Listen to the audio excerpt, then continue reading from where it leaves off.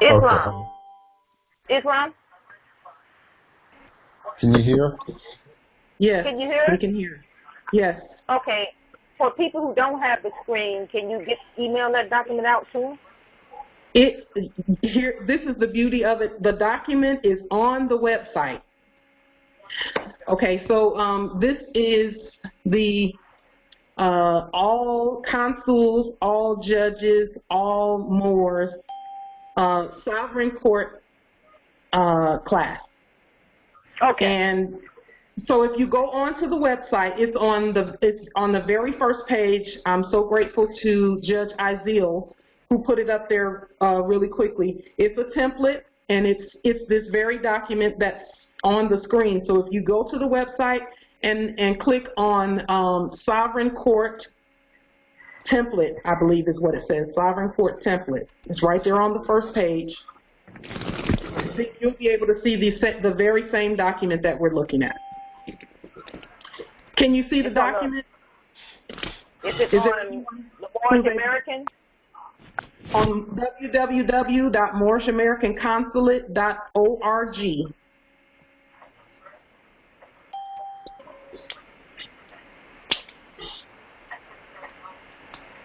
Gratitude. Can you see it there, Empress? I haven't pulled it. It won't come up on my phone. I can't do it on my computer. For some reason it won't. But just go through it. I'll be okay. I'll catch up with it later. I'll just write things down. But I appreciate it. It's on. It's on. But I'll give everyone just a minute or two to get to that document. It's the Sovereign Court, Sovereign Command to Appear template. Right there on the first page, under the Universal Sovereign $666 trillion document, it's there.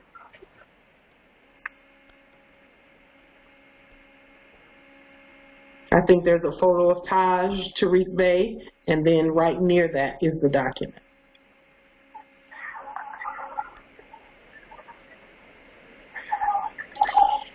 Okay. I'm here. Hey, Dre, what's up? Okay, Dr. Jorge, can you please mute your phone *6, please? Because we can hear you. Sorry, Empress Light. I thought I was unmuted.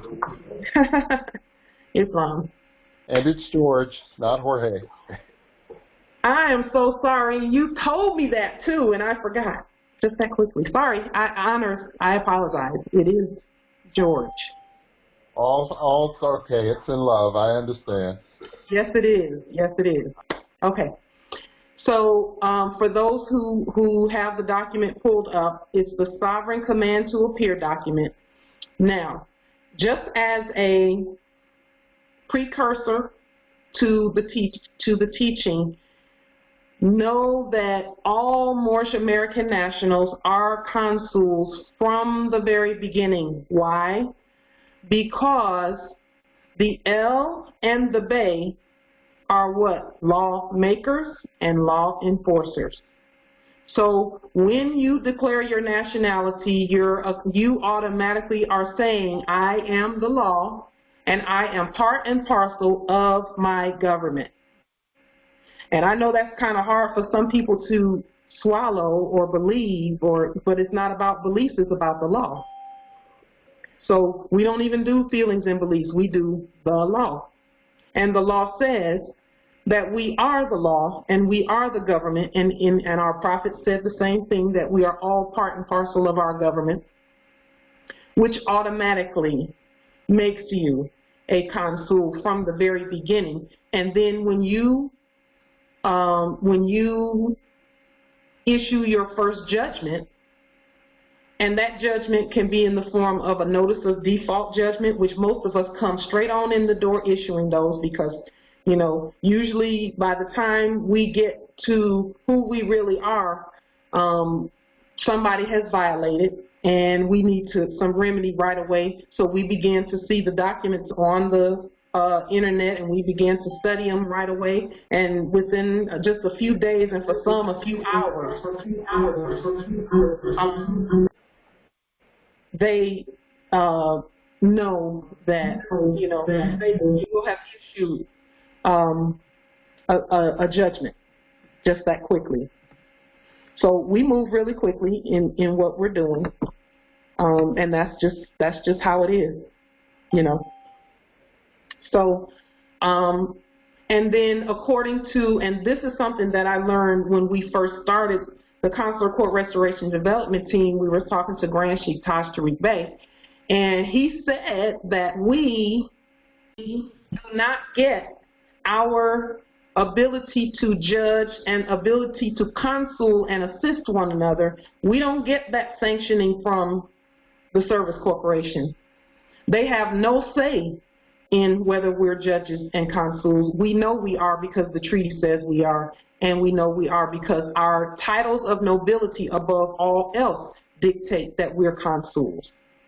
And then when you begin to issue judgments, you're issuing them as a judge on your own land, and that's all a part of sovereignty. It's built in to sovereignty. And when you look at the Declaration of Independence and the Albion in the Declaration of Independence, they're talking to the supreme judge of the world. They're talking about us because that is who we are. We've never been anything other than that. We're the law, we're the government.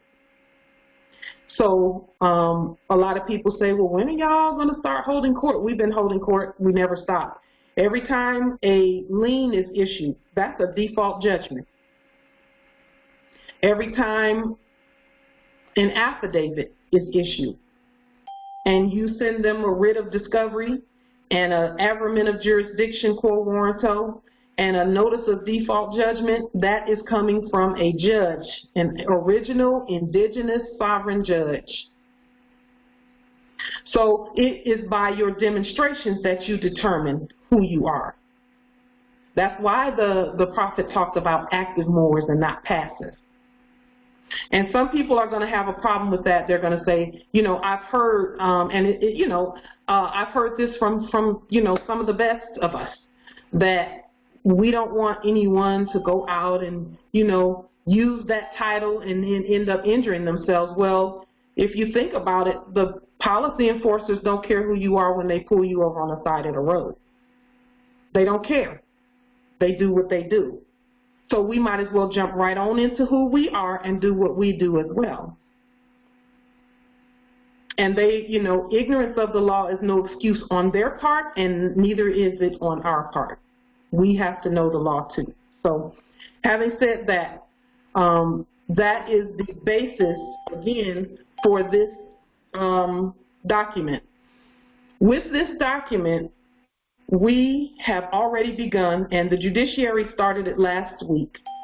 And actually we started it last year. We did our first proceeding last year against one of the colonizers calling themselves a judge. However, this year it's a lot more effective because our courts are now backed by gold, so we don't have to worry about that fiat piece, because with every ruling, there is some exchange that must take place.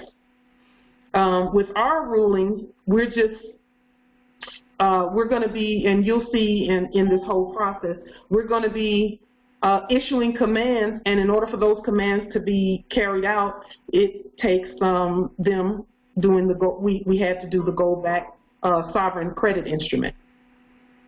So we're going to go ahead and start with this document really, and we'll get into how it works, etc. Now, before demonstrating this process, there are several things that need to have been done. One of those things is that you must be a declared and proclaimed Moorish American national, and it is best to have that declaration and proclamation on the public record somewhere. When we say public records, the public record is any place that the documents can be publicly accessed, such as Facebook, or your own website for your own government records. It could be the county recorder. It can be any place, social media or any other recording place. You can even start your own website and upload your documents there, as long as it's a place where people can see it and you can point anybody to it and they don't have to have any special access to get to it, okay? That's the public record. And again, you know, with regard to the public record, when we put documents out on the public record, okay, know that that document has then become a sovereign record. It's a sovereign record even before we do it. But once it's put out there on the public record, that means that the sovereigns are speaking. And next, you want to have placed a universal termination of all corporate contracts on the public record. And the reason we say to do that is because our courts operate on gold and silver. And because our courts operate on gold and silver, we're not going to continue using that treasury over there, the fiat treasury. We're not going to continue using it as a debtor. We're going to use whatever we use on our land, we're using it as the creditor.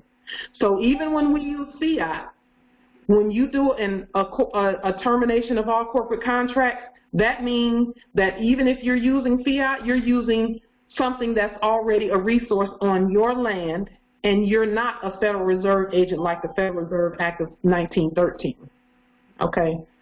That says that if you use Federal Reserve notes, then you're considered a Federal Reserve agent. And we know we're not that. But the only way we know that we can state that publicly is to terminate all corporate contracts. And any of the resources that we use, for example, and this question comes up quite often, any of the resources that we use, for example, VA benefits, Social Security, disability, unemployment, all of that stuff, it's important that you have a termination of all corporate contracts on the public record whenever you're accessing that part of your estate, because you don't want them to treat you like a debtor while they're on their way out the door. Because anyone who's dealing with those benefits, hey, Pauline, what the hell are you doing? You're so full of shit. Oh, my God. Ha, this is Alibaba El Camino Bay. How are you doing there, sweetie? Okay. We're going to go ahead and mute this individual. Let me just find my mute button. So anyway, they can't say we're not Moors, I tell you that. So anyway, they even know how to find us now. That's kind of crazy, because for a while they were saying we weren't even Moors, but you know now. Anyway. You aren't even a fucking Moor, you bitch.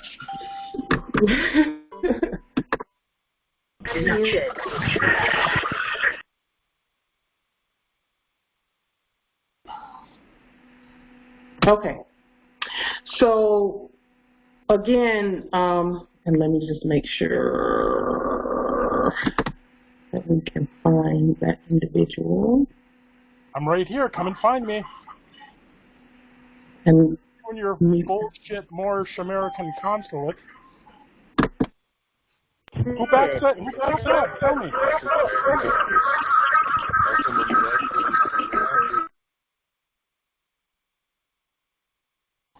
Okay.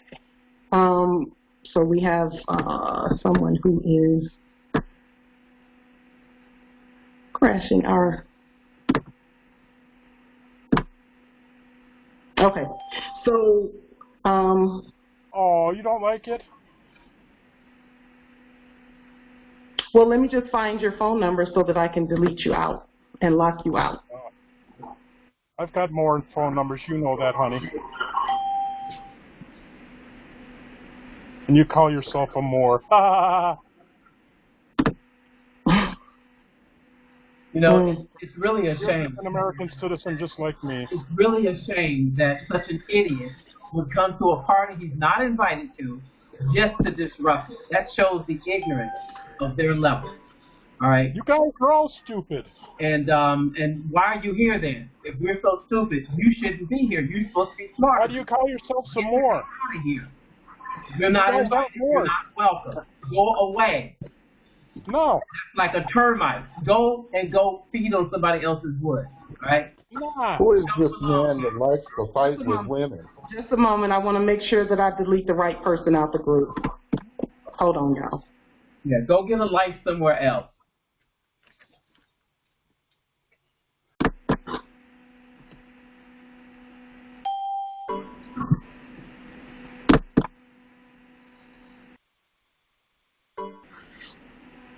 Okay, I think I got him out. Okay. So, it is actually quite telling that they are now starting to show up at our events because, you know, we're kicking that butt. But, okay. Anyway, back to the matter at hand. So you do want to place the universal termination of all corporate contracts on the public record. And the reason being, again, is so that if anything happens as these European Albions are on their way out the door, if anything happens where they're sending you something saying you owe this, you know, you owe, because that's what they're doing right now. They're turning things like Social Security into a debt on their way out the door. So at least half of the people that are on Social Security are now showing that they owe something instead of, you know, instead of it being a benefit like it was supposed to be. And they're doing the same thing with veterans and with, you know, any other resource on our land, you know. Islam, like this is Judge Demetrius. You just locked me out off the call, the presentation on video. You just locked me out. I just had to call in to let you know that. Okay, that was not actually directed at you. I think you might have heard the Albion who came in and was cursing and things. That was not directed at you at all. And in fact, I didn't lock you out, I locked him out. Well, I can't join it online right now because I've been locked out of it. Okay. I didn't lock myself out. Well, I locked when you lock it, Demetrius, everyone gets locked out who's not in it at that time. But I didn't want him to continue to rant and rave on the call. So again, it's nothing personal. He was on the call, and I wanted him locked out. And so I'll open it back up so you can get back in, and hopefully he won't come in when you come in. Okay? Islam. Okay. Let me know when you get signed on, Demetrius.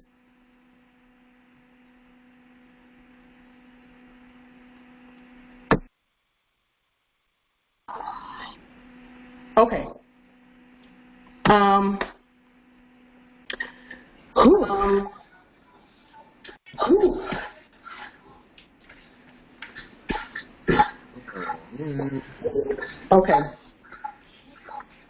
Okay.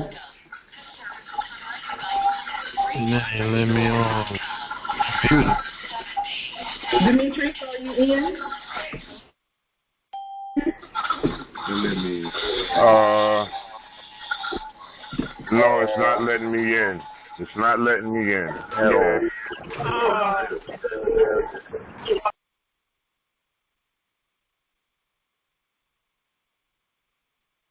Okay. Demetrius, can you come on in?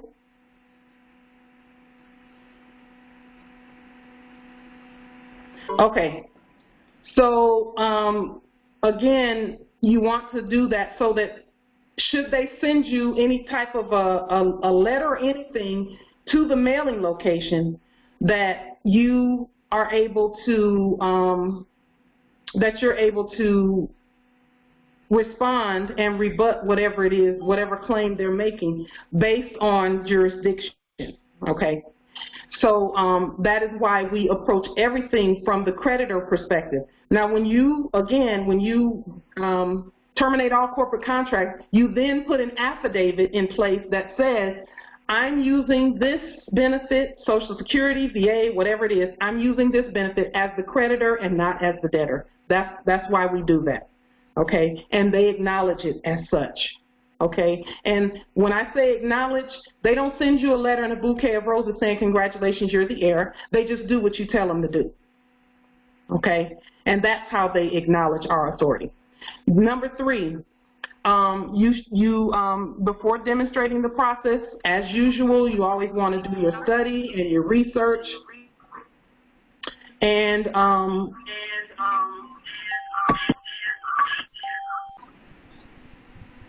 okay. And you want to, just a moment, let me find out where the echo is coming from. Everyone, please mute your phone, *6, so that the echo goes away. Thank you. Okay. So number 3, as usual, always demonstrate at the level of your overstanding. Always. That's what we do as Moors.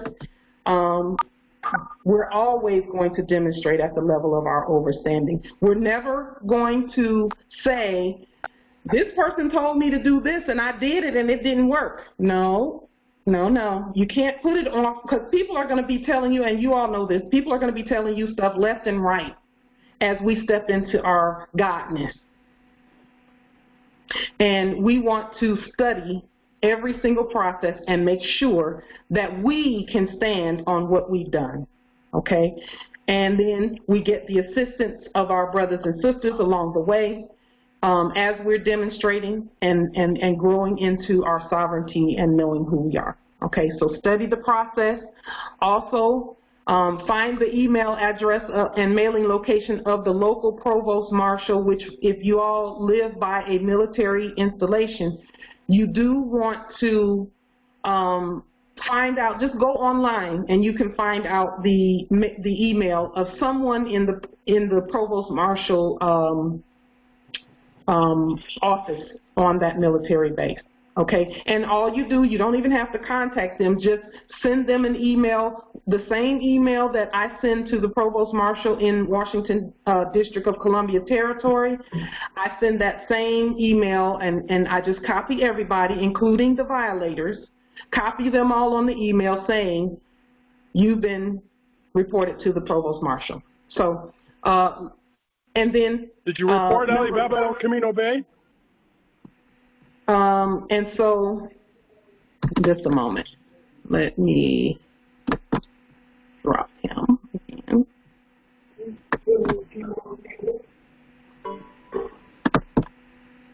I'll talk to you in a few minutes when you block me.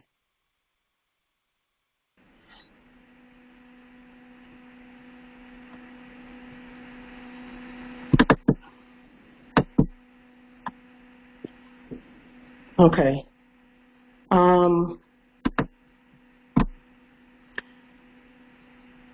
So, let's see. Okay. The 410 number.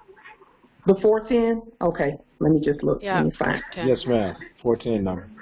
Yeah. I'm still waiting on my lien. Y'all, we are really, really making them mad because they're starting to actually show up at our stuff. We are really making Islam, this is what happens when the children get mad that the parents are ruling with the fist now. Or not the fist. But this is what happens when the children get mad when the parents are laying down the law. So, Islam. Can you all still see the 410 number? No, I don't see it. Huh? No, I don't see it. Okay. All right. So they can't say that our liens aren't working. They can't say any of that because they're mad as hell. I'm not even gonna fake mad as hell at all that's going on here. So I'm not surprised in the least that they're showing up now because to let them tell it we didn't exist, but now you're here. So again, number 4, the process requires only mailing and emailing documents. So this process does not take a whole lot of fiat or anything like that. And if you do not know how to mail as the prepaid mailing and the government, then Empress Brandy Yamina Bey knows that process as well, and you can contact her. Her information is on the website and in the Facebook pages. So contact her with regard to that process so that we don't have to pay fiat to mail. All that we're learning right now is we're learning it so that when the fiat leaves, we still get to keep the estate. And we don't need the fiat to do that, okay? Number 5, download the $666 trillion sovereign credit instrument and then enforce it. We know we've been prepaying for everything anyway. Even in our sleep, we were paying for everything. That's why they kept having us sign and sign and sign and sign and sign. Well, now we know that we're prepaying for everything, so we just tell them we're prepaying for everything, okay? And this process can be demonstrated with any mailing that has been sent to the mailing location of a Moorish American national's property, to include bills, any summons that they call, which is an invitation to fraud and an inducement to fraud, bank accounts, corporate liens, fraudulent deeds of trust, et cetera, et cetera. Any piece of paper that has ever been issued by the service corporation, this process that we're about to do right now can be used in order to remedy that. And it requires each one of us to definitely step into our sovereignty and exercise it, okay? The process can also be done where at some point we're all going to do it as with regard to the fraudulent birth certificates, where they kept creating documents and taking people saying that, you know, you're this citizen right here. They were doing all of that based on Social Security cards and corporate contracts and so on and so forth. So we're remedying that for ourselves, okay? Now, let me go ahead and go to the next page on this document.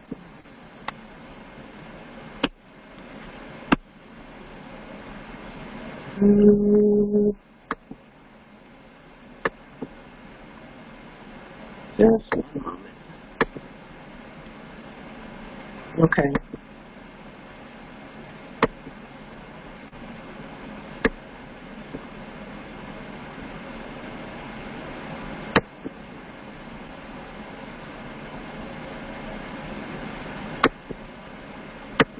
Okay.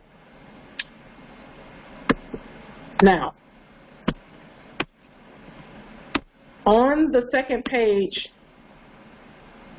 this is the actual universal sovereign affidavit of command to appear in court. Okay. The policy enforcers, any fake judges, any CEOs of any corporations that's claiming that you know a service can be denied the natural, breathing, original indigenous Moors, any of that, they can be added to this process.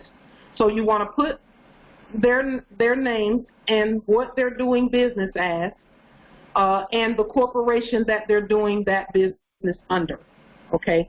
So again, in this case, it's Lisa M. Colonizer doing business as judge, USA Municipal Court Corporation, and then there's also a policy enforcer under there who is doing business with you as USA Police Department. The cause of action is always going to be, we make up our own numbers, and they're not really made up. We use something that has to do with our map numbers, and we give this cause of action a number, a record number, so that we have a record number in our record. Just like they have the audacity to assign a case number, the word case is only missing the letter U. We have causes of action, and they have cases. And the cause of action is always going to be unlawful occupation of sovereign, original, indigenous land. Okay? It's easy for us to want to go into subject matter, okay? But we want to stay out of subject matter. We want to stay away from subject matter. Subject matter is they pulled me out of my conveyance, they stepped on my toe, they took my conveyance, they hit me, you know, they did all of these things, they took the heirs and all of that. All of that is, while it's important to us, it cannot be the basis for the cause of action. Why? Because subject matter is the subject. We want to stick to the original agreement, and the original agreement is the treaty. And the treaty says that they're supposed to behave a certain way when occupying the land. Now, we know that the people that we made the original treaty with are not even here. Right now, we're dealing strictly with subjects and corporations. So the cause of action is always going to be unlawful occupation of our land. And when we stay there, any one of us can do this process when we stay on that, okay? It's going to be a piece of cake if we stay on that right there. Because then we don't have to try and look up the laws and the codes and the statutes that come with stepping on toes and all of this and that, and we don't really want to get into that. Right now, we're establishing ourselves as the law of the land. And as the law of the land, who's on our land? That's what we need to figure out first. Who is it? And the parties must be identified. And in order for them to be identified, we have to call them into our court and ask them, what, state your name, and we're not asking, we're commanding. We command them to state their name and nationality for the record, okay? And really, that's all they have to do, because if they show up for the court, that means that they're on our land, period. If they show up, they're guilty. Because you can't show up if you're not on our land, okay? The date commanded to appear. You just give them a date and a time according to whatever time zone you're in. The court, all of us are, again, putting this on Moorish National Republic Federal Government letterhead, because each and every one of us is part and parcel of our government. And so we're all a part of our own consular court, okay? So we can provide remedy for ourselves. And what we've done is this same platform that we're using right here is the platform that we use for our cases, okay? And I tell people this all the time. When they took me and detained me in 2017, and I was in the POW camp from December the 10th, 2017 till January the 4th of 2018. So for almost a month, I was 6 days shy of 30 days of being in there. Okay, when they took me, whenever there was a court, quote unquote, you know, the fake court date, all they did was take me from the cell to a little small closet in the back of the court, of the same building rather. They didn't take me out of the building at all. And then they sat me down in a little tiny closet. It felt like a closet. It's no bigger than a broom closet. And they had a screen up there, just like this screen behind me. They had a screen up there, and there was somebody, a fictitious judge on that screen, an administrative clerk pretending to be a judge. He wasn't even in the building. He was somewhere else. pretending over there. And they did what they did, and of course I stood on my square, and they could not move beyond personam jurisdiction because that's where I kept them. They stayed there. They couldn't get past it. So that's how we're doing it right now. And once, listen, the more of us that do this, the more they're going to stop taking our conveyances and stuff, and kicking us out of our domiciles and stuff. The more of us that show them that we are competent to govern our own vast estate, they're going to stop that stuff. And once enough of us do this, we'll be able to then tell the provost marshal, okay, they took my conveyance, go get it and bring it back. And then go to that domicile. And we can give them those orders right now even. But right now we want to keep it as simple as possible so that as many of us can do it as possible. And I can tell you that these demonstrations only take about 2 minutes. We've done several of them. The judiciary of the Moorish American Consulate Court has done several of these demonstrations in the last 2 weeks. It takes 2 minutes to do it. 2 minutes. Because all we do is we introduce ourselves, or present ourselves rather. I am Judge Light Tajiri Bey, in proprio persona sui juris, in proprio solo, in proprio heredes. No United States corporation, company, citizen has personam jurisdiction over the Moors. Is Lisa M. Colonizer at court today? And then we just wait. And a lot of times they don't appear because it's a catch-22 for them. They know if they come, they're still going to Guantanamo Bay. Still. There's going to be an order issued by you saying, hey, Provost Marshal, there's someone on our land and they didn't even show up to identify themselves. That means they're a stranger and a colonizer, and you need to go pick them up. And then because all of that, we have all of their information. When they send you a piece of paper with, you know, Federal Way District Court or Federal Way Municipal Court, because a lot of the stuff is happening in these municipal places. Okay, I want to unlock the meeting so the people that leave can come back in, because people get booted off, but I'm almost a little bit shy to do that. I'm reluctant to do it. I'm going to try it and see. Most likely he's going to come back, but we'll see.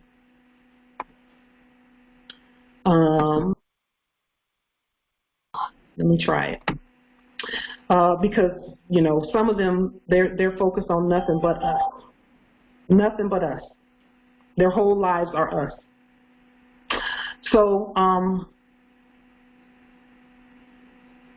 now, so when we go through this process and we send them page 1 first, okay, and Lisa M. Colonizer, and this is what it says for those who are listening by phone. It says, Lisa M. Colonizer, you are hereby commanded to appear at the Moorish American Consular Court to state your name and nationality for the record to the people who are the Moorish National Republic federal government. This court has sovereign jurisdiction in all matters on our land. The American Provost Marshal shall ensure that you appear as commanded.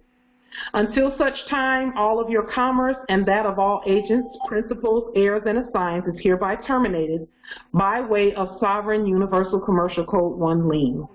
Failure to appear shall be just cause for your arrest. Okay?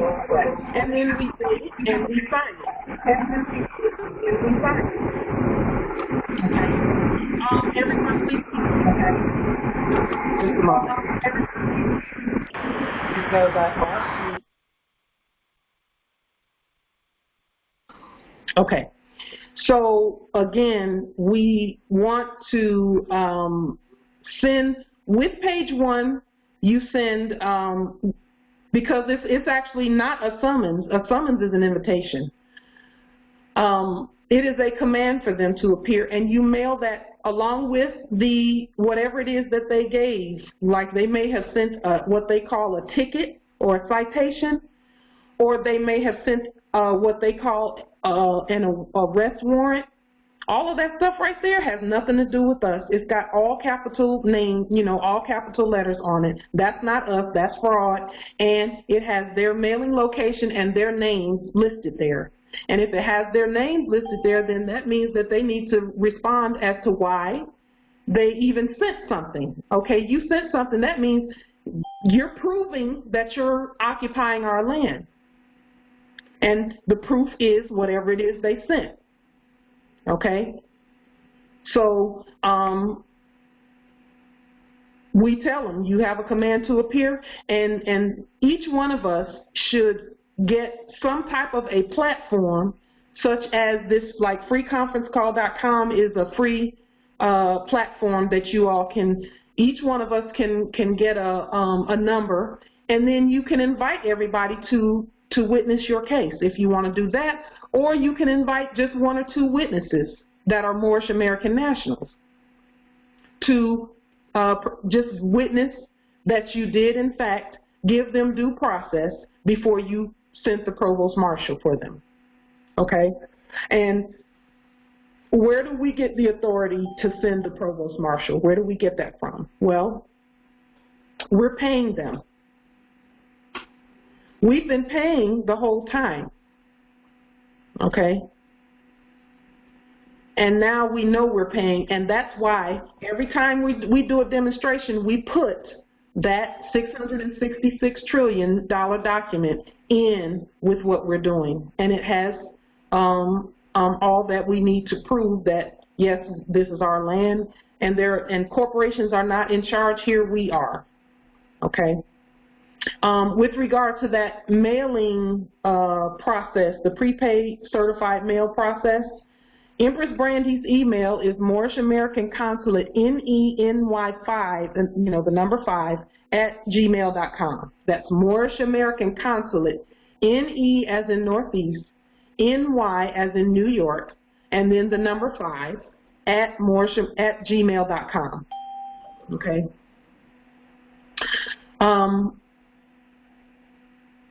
So as we continue doing this process, the more the merrier. It takes 2 seconds. You call their names. If they don't respond, even if they do respond, it's just state your name and nationality for the record. And when they say, well, I'm Barbara and I'm an American, well, no, Barbara, you're not an American. You're, you know, a foreigner. Did your grandparents come in through Ellis Island? Yeah, okay, you're foreign to our land. What are you doing here? And actually, we don't even care what they're doing here. If they have the audacity to send us a piece of paper, then that means that they're trying to lien us and our estate unlawfully, because that's not us. That's fraud. So even if they state their name and nationality, okay, you are hereby, we're issuing a command for your arrest because you're unlawfully occupying our land. Okay? We received a document that proves that you're occupying our land unlawfully because it has names in all capital letters, and it's clear that it's fraud. Because you should not be issuing anything, because the Moors have already told y'all to stop issuing things in all capital letters. If you go to the Moorish American Consulate website on the public notices, there is a notice that says that we have terminated all corporate charters and all corporate trusts on our land. Okay? And since we have terminated those contracts, you shouldn't be here. It's a wrap. It's done. You're finished here. And you're still issuing crap, and then have the audacity to show up at people's door on sovereign land and sovereign domiciles? No, you don't. And when you send this is what they did when I sent it the first time. Of course, they tiptoed their behinds to the domicile. One policy enforcer each day for like 2 weeks. Each day, one policy enforcer would come and knock on the door twice. He would knock and then wait, and then knock, and then leave. Just one. They never came in 2s or 4s or anything like that. They came just once. I never opened the door so they couldn't come in. I never answered the door and talked to them through the door, so there was no contract. Because again, we've terminated all the corporate contracts. And that's the reason why. Once we terminate the contracts, they're of course going to try and get you to contract again with them, but there's only so much they can do to get that to happen. There is no kicking in doors and going all through people's domiciles and taking the Moors. There's none of that. Once we terminate those contracts, and then once we terminate them, we can't go back into them. You don't terminate the contract and then sign something, saying, a car loan or a mortgage or anything like that. We have actually put all of that on hold until everybody gets in their rightful place. So and here's the thing, again, getting in our rightful place means that we're going to, once we get this process going regularly, and Moors are doing this every day in some part of our land, there's going to be cases going on regularly. I know here I have a whole stack of them. And I'm just going to be going through them and doing them, and then I'll start inviting people. When we get the process down to a science, like we like to get it down to a science, then I'll start inviting just everyone to come and just witness. It's a 2-minute process. 2 minutes. Any of us can do it. Anybody on this call can do it who is bloodline and birthright. Okay? So once we send them that first one, we give them the court date for them to appear in our lawful court. And then we will have already scheduled the appearance. And that way, when we use these types of platforms like free conference call and Zoom and other video conferencing platforms, then we don't have to come out of our domiciles just yet. But eventually, starting probably the middle of next year and maybe sooner, I can't really give a timeline because it may happen sooner in some places. We're going to start scheduling court rooms in our buildings because again, we've nationalized everything. And all of the buildings that we have that are on this land belong to the Moors. Every last one of them, there's not a single building that doesn't belong to us. That we should not have free use and eminent dominion over. Okay? And that's what we're working towards. But we have to get enough Moors doing this process, and it's actually going really well because Moors have been contacting us left and right saying, okay, I'm ready to schedule my first case. Let's go, let's go, let's go. Because there's no, we can do this from anywhere. This can be done at your local library. It can be done out of your domicile, sitting in your living room, your office, wherever. Okay, we can hold court. And we know that our courts are everywhere because we're the law. There's no place that we go that's not the court because the law has shown up. So then once they do not, and Grand Sheik has already told us that the majority of the time they're probably not going to show up, but we still have to do this. Why? Because this is our land and we are the law. And they know if they show up, they're automatically guilty. So he said, you must still do it. You have to still do this process of governing on our own land and holding court. Okay? And it just makes it easier for us to do what they were doing, which wasn't, they were doing ex parte judgments. Ex parte meaning we weren't even there and they were judging and then coming and taking our bodies, judging a corporation. And then coming and taking us, talking about we didn't show up. I'm not a corporation. None of us are. So, why are you taking us? So, that's what we're doing, okay? And then once we hold our court and we say, it's so-and-so here, okay, they're not here. So then we move to we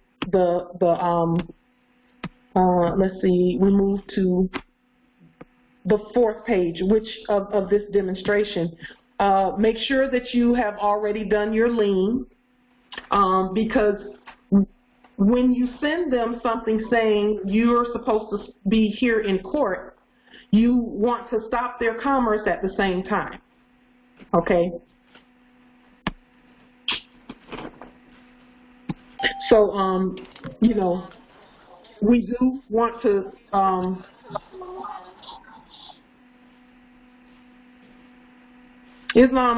Brother Islam, he's saying there is evidence that a Moor in Philadelphia, Pennsylvania, who has the actual building keys to a physical court building for Moorish court. We're going to have that, and all Moors will be able to do it here shortly. Again, once we get enough Moors doing this process, and right now it has taken off like wildfire when you see how simple it is. Once they don't show up, you make your ruling. Okay, Lisa M. Colonizer is not here in the courtroom today, so we're going to go ahead and issue a command for her arrest, and then we send that command out. And she won't be able to do any more commerce because we will have liened her for unlawful occupation of our land. Okay, and again, let's do it this way for now, and then as we move into the process and more of us are doing it, and we're seeing and we're getting feedback on how the process is working and how Moors are, because you're always going to have at least one or two colonizers that think that they're smarter and they're going to show up.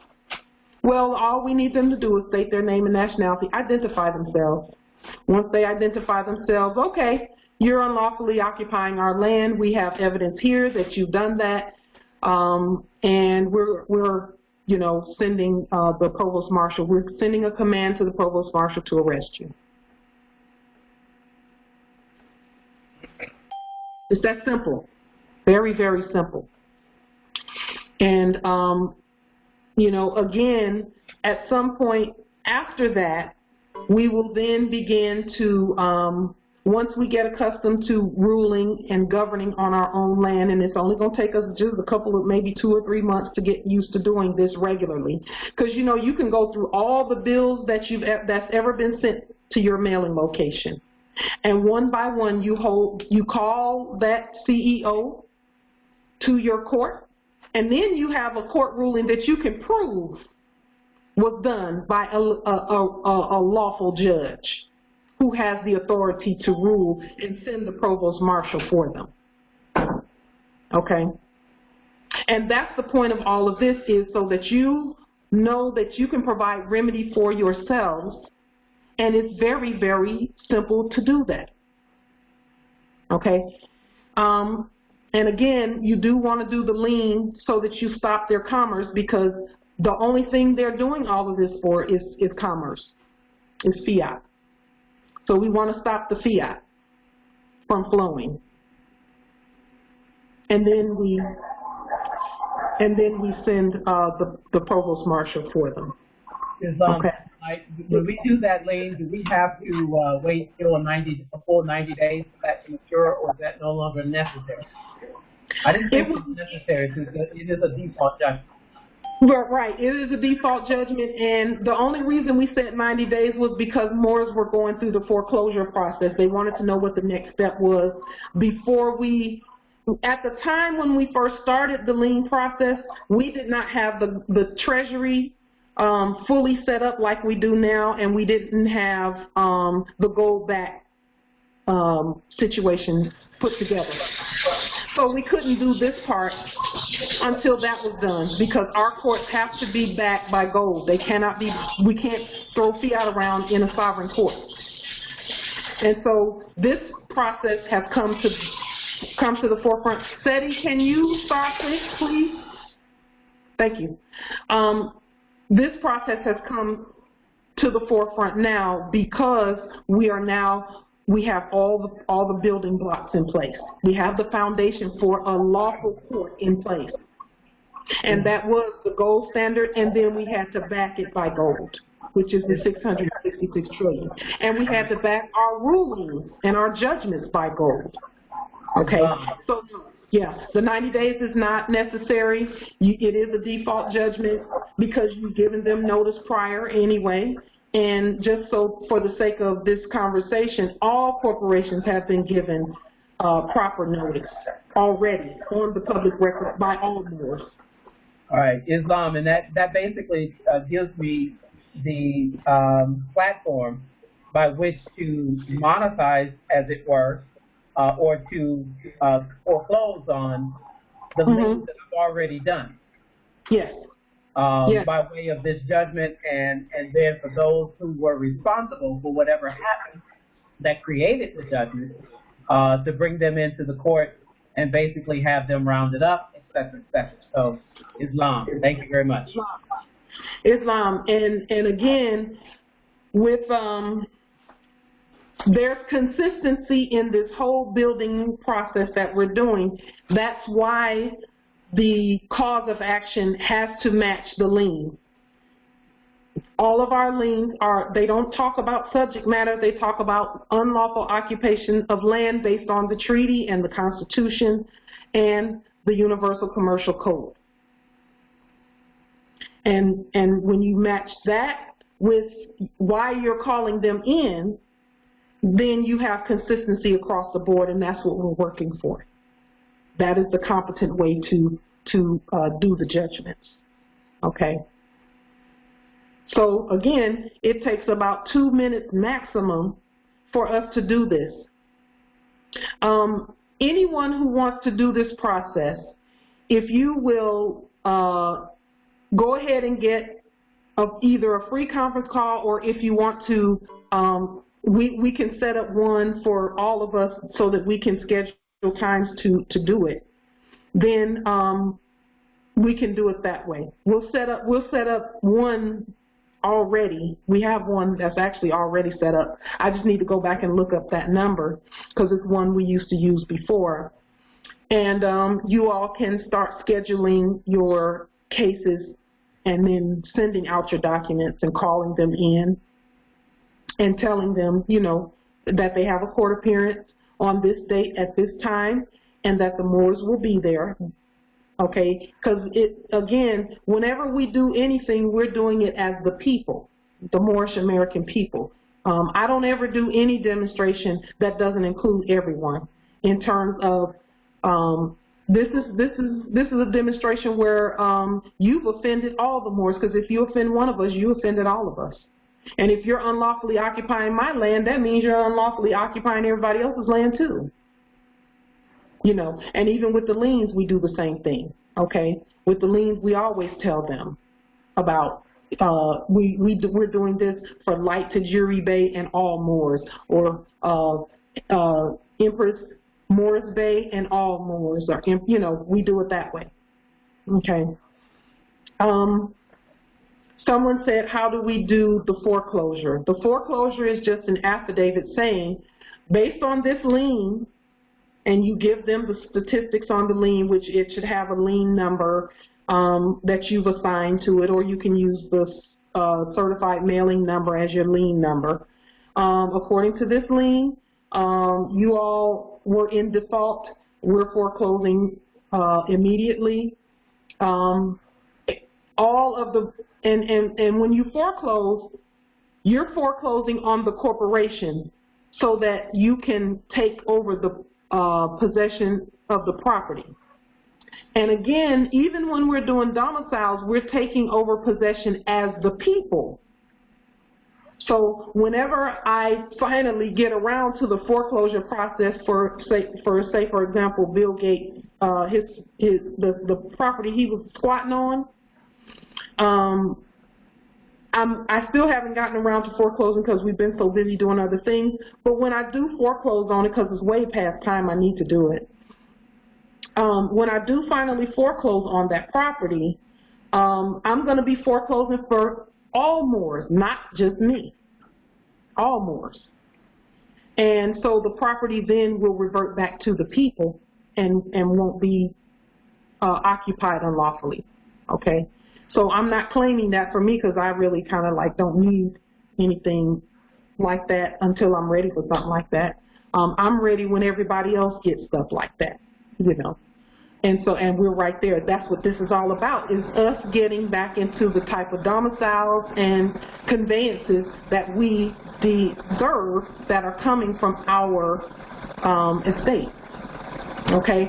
And so, again, where this process is leading to, it's leading us to us telling anyone who has violated us that, no, you don't get away with that.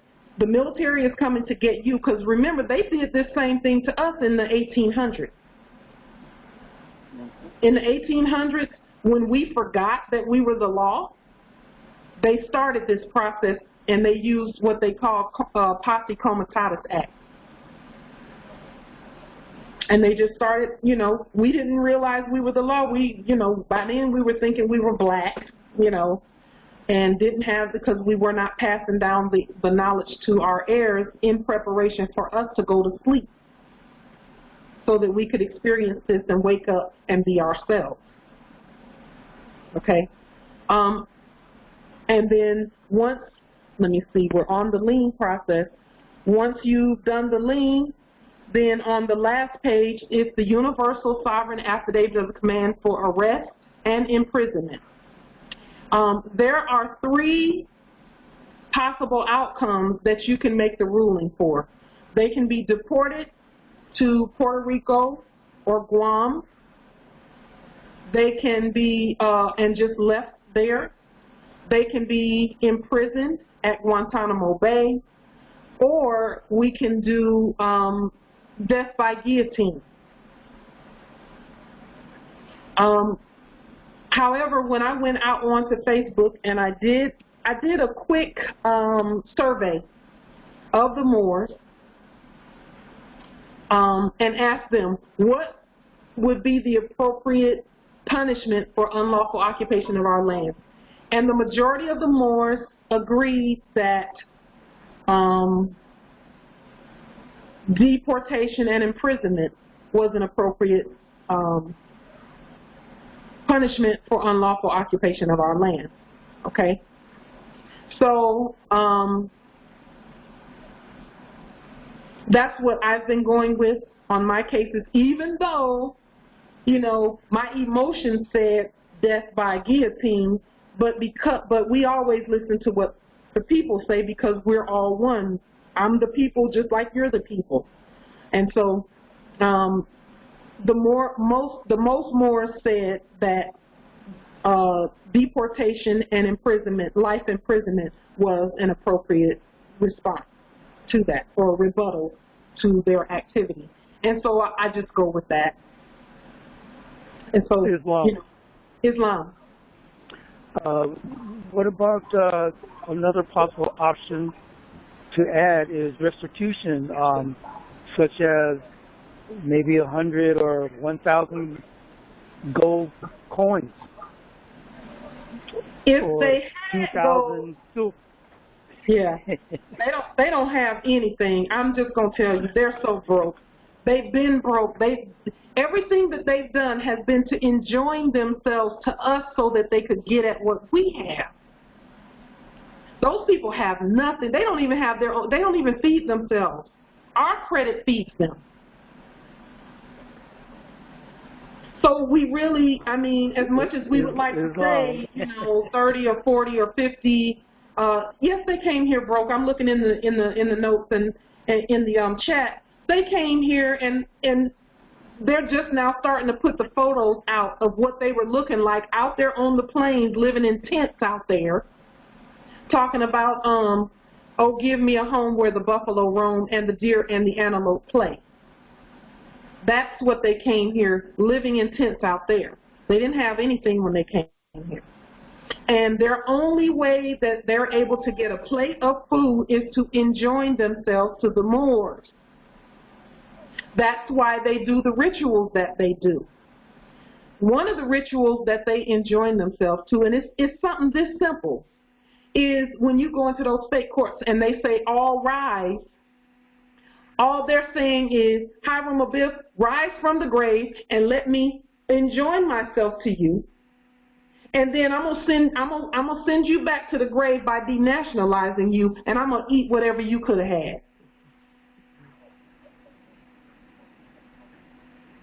Enjoining is that simple. That's why we don't stand up and we don't do any of that. We don't even go to their fake venues. And this is another way of telling them that we're not going to your fake venues anymore. And in fact, you're coming to ours. And if you don't come, whether you come or not, you're guilty. Okay? But because we're just and we're lawful, we're going to do the due process. We must do the due process, and we can't do it out of anger, and we can't do it out of malice and revenge or anything like that. We must be impartial, and it's difficult to be impartial when they've taken your heirs and they've bust out windows and, you know, taken you to, detained you and all of that stuff. That's difficult, but our nobility must be in place for us to do this. So if you know that you're hot-headed and you have a temper, that should be the one thing that you really, really, really work on. We've all had property stolen by them. Every last one of us has had property stolen by them. And but that can't be our focus. The focus must be unlawful occupation of our land. That's the focus. And they're hoping, the only reason that they're so seemingly harsh when they kick in doors and do all that crazy stuff, because we were not competent yet to deal with them, okay? Islam, Demetrius, they don't have any land that they're indigenous to, so they have nothing. They have nothing except us. We're the only way they're going to eat ever. And if they're going to eat off of me, they're going to be subjects like they're supposed to. And anybody violating is getting picked up and arrested, period. Okay? So, again, we want to make it so that each and every ruling or judgment that we make, it looks the same, we speak with one voice, we're using the same letterhead and all of that, so that they know that this is the government speaking. And people sometimes say, well, you know, I don't, how do they even recognize y'all? They recognize us every time they do what we tell them to do. And they really have their recognition recall memory back in place since we put $666 trillion on the public record. Now everybody is thinking like, oh, I think that's the Moors, you know, like our guy. With the foreclosure process, again, the affidavit, now it depends, the question is, who do we send the foreclosure affidavit to? Whoever it is that violated you, and then, for example, 9 times out of 10, it's a sheriff or a policy enforcer, or one of those two are involved at all times, okay? A sheriff or a policy enforcer, usually. 90% of the issue is them. So when you lien the city and the county corporations, and then you send it to their risk management offices. And usually they, and all of their risk management offices has an email address. Now they bury it. Sometimes in their website, they bury it, and they're like, here, I needed a shovel for my computer to find their risk management. But I finally found it, and I told them what I told them. And the recorder's office here that we dealt with, they actually left the building. And they said, we're leaving everything on the public record so y'all can see y'all's record. But as of October 14th, they cleared the building here. Go ahead.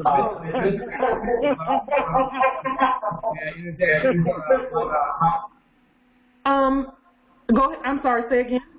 I was just going to say, if for the risk management department of every one of these counties, when you can't find them in their email, just as a reminder, please go to the comprehensive annual financial report for the county.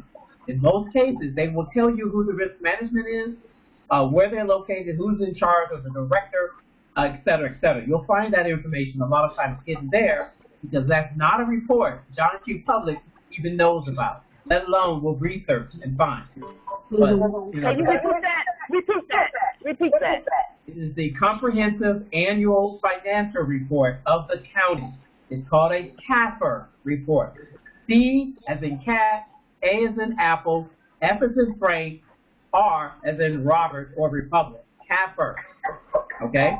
Look that up for the county that you're trying to find the risk management information on. And there's always a section dealing with risk management and tells you who they are, how to contact them. Islam.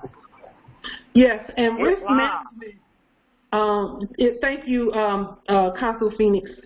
That's awesome information. Also, you can go to the Secretary of State's office website where they have a list of all the corporations, and you can find risk management information there. And you can, 9 times out of 10, they'll have an email address that you can send it to. They've gotten good about putting it on there. I'm just looking. Risk management refused to give their info. Talk to them. They gave bogus policies. Okay, that's why we don't talk to them. I've not spoken to risk management on the phone because they're liars. All we do is we find out how to email them. Notice to agent is notice to principal, and then you send them the lien and tell them we're foreclosing on that building. You got 3 days to get out. And usually I give them 30 days to get out. Islam, I have a question. I was told that we need to look up on these foreclosures the agent bonds and the seller bonds on these foreclosures. You can if you want to, or you can not look them up. It's you know, again, there's a million and one ways for us to be our sovereign selves. If your focus is one person in particular or a particular policy enforcer, then look it up. I've not really looked up any bonds because my focus was the whole system. I wanted the whole system to either do the right thing or get out, get off the land, and I'll send the military for you. Get off the land. Okay? So let me ask you this question then, like, this is important. What if it's one of us that's working with these people? How do we handle that? And they are nationalized. And they're telling you, well, you're not nationalized because you went up under our organization and you didn't go under the government of our political body. How do you deal with that? Well, we don't listen to any craziness. We know who we are. You know who you are. That's how you deal with it. Know who you are. No one can tell you anything about who you can go under and who you can't go under when you know who you are. Nobody can tell me that this ain't legitimate and that ain't legitimate. Legitimate is not even a word we use. What are you talking about? Well, no. I'm talking about coming from an MSTA individual. That's the political body that's threatening people. Doesn't matter who it is. It doesn't matter who it is if you know who you are. Doesn't matter who it is. Right. If you know do you know who you are? Okay, then don't worry about it. Go ahead and do what you're supposed to do. Foreclose, do what you need to do. Send the foreclosure to risk management, and risk management is the department in all of those places where if there are any liens filed, even if it's citizen liens, they look at them. Well, you know, these days they throw on citizen liens in the trash because the Moors are awake and our liens carry the weight. But if you know, risk management, when you send them a lien, they actually have to let every other department in terms of their insurer of the whoever's insuring the employees and all of that stuff, they have to let them know that a lien has been filed. And if it's one of our liens, ain't nobody getting, you know, no one is left unscathed because a $100 million lien is going to affect everybody in there. Then they start sending out memos saying, well, you know, y'all going to have to work without pay. because, you know, we can't really, you know, and either you can work for half your check or you can work for, or you can go home and not have anything. And a lot of these corporations now, people are working for little of nothing. People who used to make 6 figures are making 30 and 40,000, if that. And that's with the threat hanging over their heads that they're not going to have a job at all by the end of the year. What if we want to contract with them? We can do that, right? If they're, you know, if they're willing to become subjects and pay their, you know, tribute, we can contract with them, right? We don't contract with anybody. We don't contract with anybody. We give them affidavits and tell them what to do, though. And you don't do anything.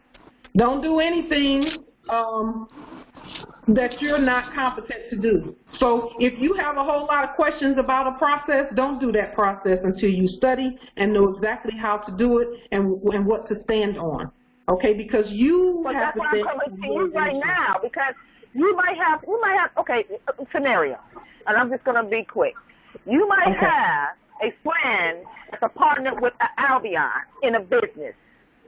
You don't want to shut your friend down. Your friend's willing to nationalize, okay? Now they have to bring their partner in as a subject, but they want to stay. Can we do that?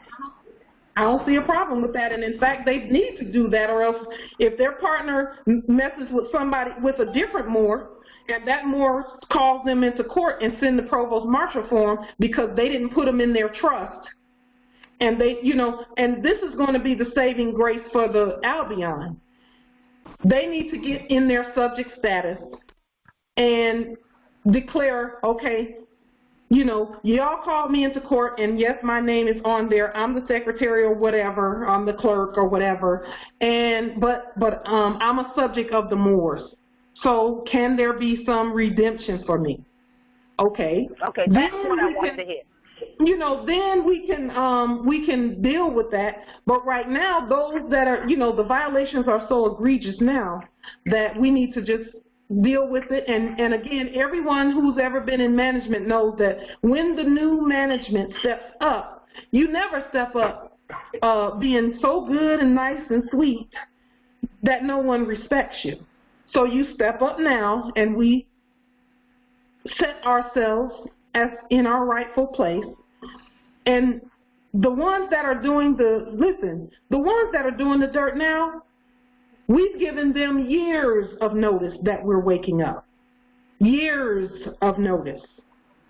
Some of us have been practicing more science, and not practicing, but doing more science for 20 and 30 years.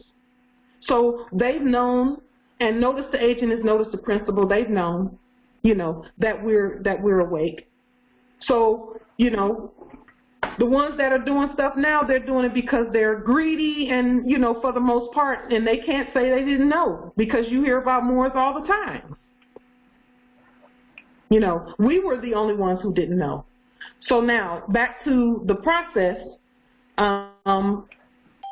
Once you've made your ruling, okay, then this last page here says, in the Universal Sovereign Affidavit of Command for Arrest and Imprisonment, it says, Lisa M. Colonizer, you were hereby commanded to appear at the Moorish American Consular Court to state your name and nationality for the record to the people who are the Moorish National Republic federal government. This court has sovereign jurisdiction in all matters on our land. The American Provost Marshal has been commanded by the people to arrest you immediately and place you in jail at Guantanamo Bay, Cuba permanently. All of your commerce and that of all agents, principals, heirs, and assigns is hereby terminated by way of the Sovereign Universal Commercial Code 1 lien. This arrest command is hereby activated and given to the American Provost Marshal for immediate action. And then we make sure that we follow up and give that to the Provost Marshal. And I usually give the Provost Marshal everything at one time, you know, in one email. I send out the first, you know, their command to appear, make sure that the lien is done, and that they get a copy of the lien too. And in the first case that I did, where they sent me some unlawful documentation to my domicile, I sent the fake judge the lien, but I liened everybody from top to bottom in her fake Walmart court, and I liened everybody in the fake policy enforcers, you know, commander and all of them people that they're calling all those fake names. I liened all of them from top to bottom because none of them should be operating on our land. And then I sent that, and then I, you know, scheduled, because see, your scheduling and your lien and everything will be done before you even send the first document out, telling them they have a court date. And then you do the rule, you know, hold court, and then you issue the command for arrest, because again, the command for arrest, you might as well get that ready early until they get it in their minds that the subjects are going to appear, okay? And, you know, right now, they're still thinking that they can get away with stuff and not, you know, but they're learning quickly. They're learning very quickly, especially now that this kind of paperwork has started going out, because they tell one another, when we send them something, they pick up the phone and it's on the, if we send it here on the West Coast, the East Coast knows within hours.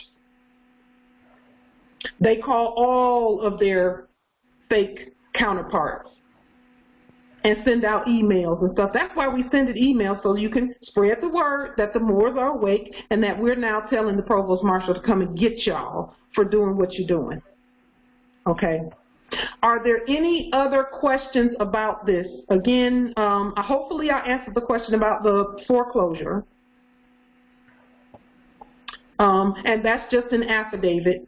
You know, do yourselves a favor and make sure that you're competent to write affidavits. And the way that I learned to write them is I just studied the ones that were already out there. The majority of the affidavits that were out when I first nationalized 2 years ago were written mostly by Grand Chief Tajiri Bey anyway. And then I just started studying them, and that was the first thing out of my mouth is I want to learn how to write written affidavits. So I studied them and learned how to write them. Okay. It says, do we use their local provost marshal? Okay.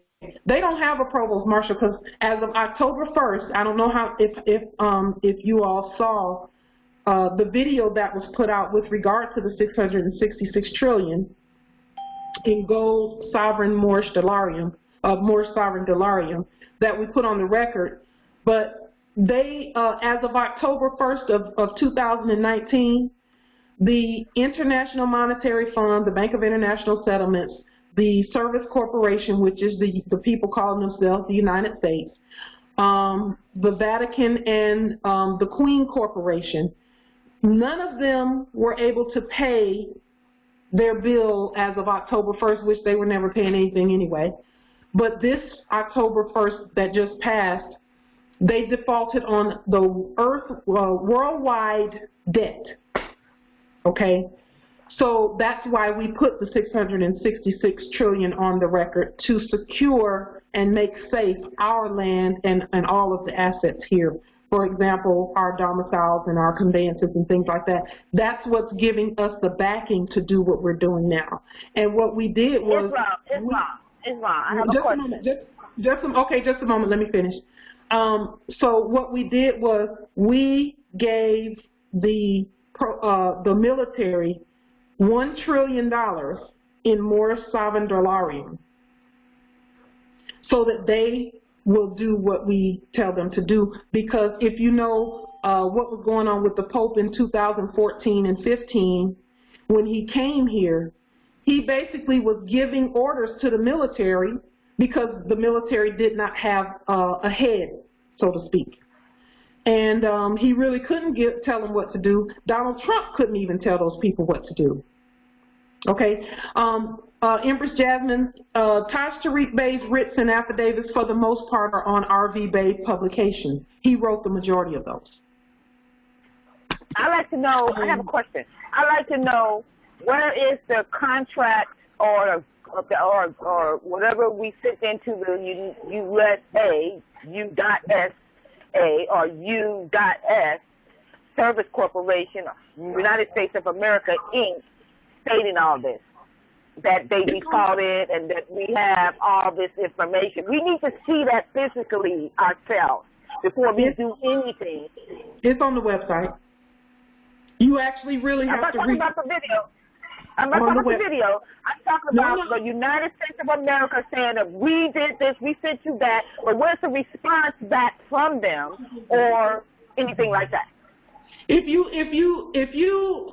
they default and you do what you know to do, which is back your property, do you think they're going to send you a bouquet of roses and say, "Oh, thank you, you took everything that we ever claimed"?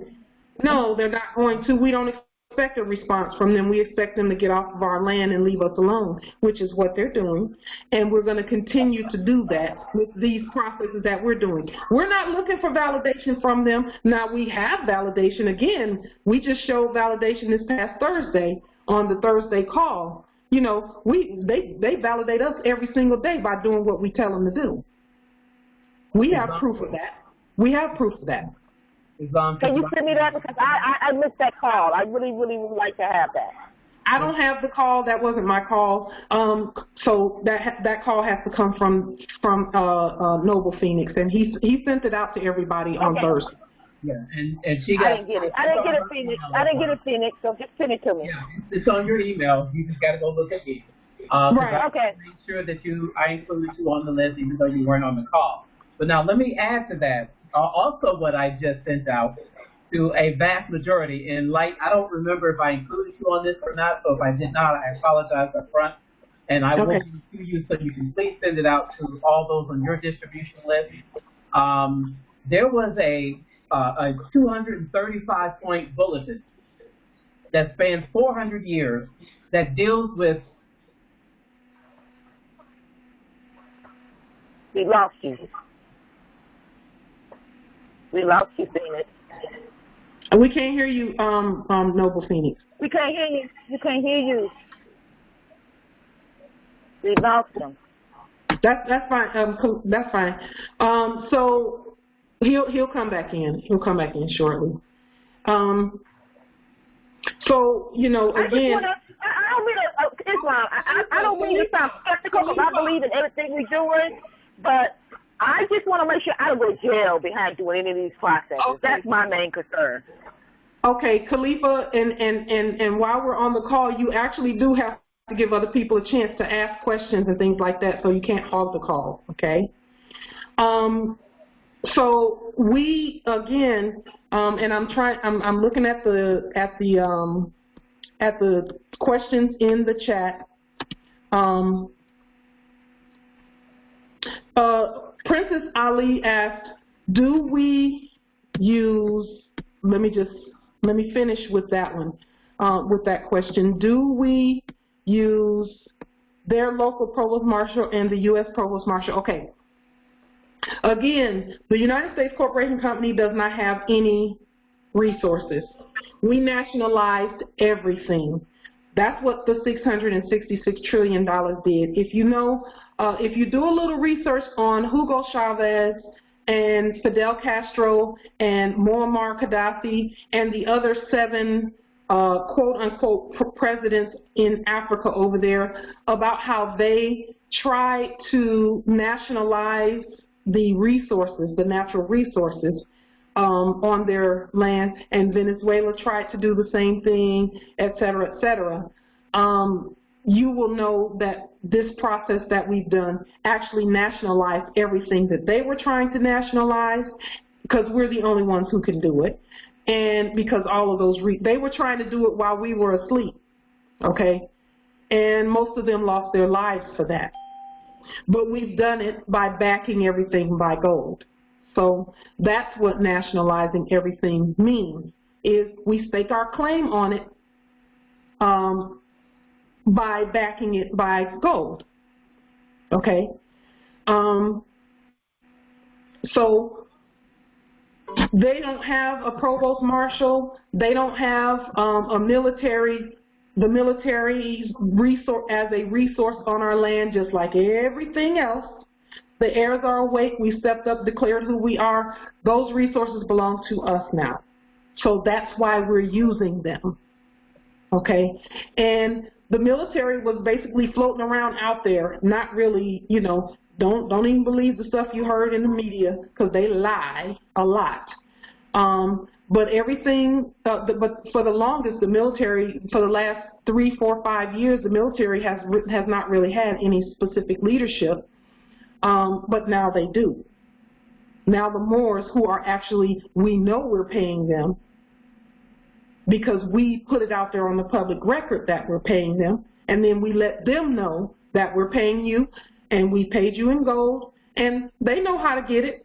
They're getting it straight from our Tax and Revenue Office. That's our Tax and Revenue Office. We nationalize that office specifically.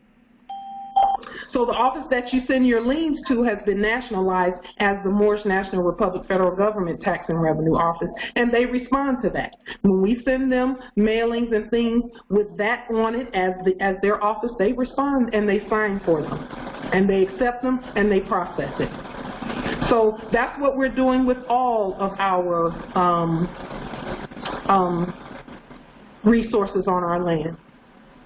We're in the process now of we just nationalized all banks. So basically what nationalizing resources is simply we lien the corporation off of it and leave that corporation in debt. That's what we did with all of this stuff. We're leaving all corporations in debt, and the property that's left, which is all the banks and all the subjects in the bank, then it goes from being a bank, which is their term, to a savings and trust, which is our term, and we rename it just like we do when we nationalize, and we give it our nature, and we back it by gold. We've done that, and now we're giving that whole thing a chance to marinate and do what it does. And we just heard yesterday, as a matter of fact, that the SWIFT system, which is the Fiat system, has been removed. And now they've gone back to the very first system from the 1930s. Remember when, in the 1930s, when the banks first got kicked in and the Fiat was going? At that time, they had both Fiat and gold and silver transactions going on in that system at the same time while they were taking the gold off the land. Okay? And then they closed off the gold system and let the Fiat run. And now they've just recently done the opposite of that. And they're now letting the Fiat run for a little while longer, but the gold and silver has kicked in now. That system is being put in place so that we can use it. And that's the very first system that they had. I think they call it the KTT system or something like that. I don't know exactly the name of it, but it's not SWIFT. It's the initial one that they were using in 1930. Because we know in 1933 is when that huge fraud happened, where they took all the gold off the land and they did the opposite of what we just did. They outlawed gold and said you can only use Fiat. Well, now we're outlawing Fiat, saying you can only use gold and silver. Okay?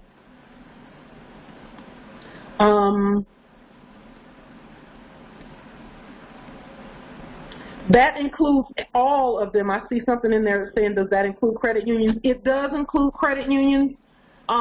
No financial institution at all will be able to use Fiat shortly. None of them. And in fact, those who've been watching the news know that the Federal Reserve is not even able to issue any more Fiat to them. We know that. So now that banks are not able to get any Fiat from the Federal Reserve, all that they had in their inventory is what they're using right now, which wasn't that much.